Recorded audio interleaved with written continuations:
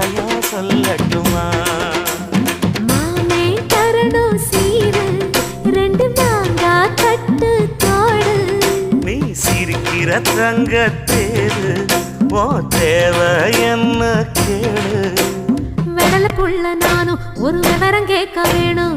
தன்னானே தாமரப்பு புள்ள தள்ளாடும் தண்ணி இல்ல.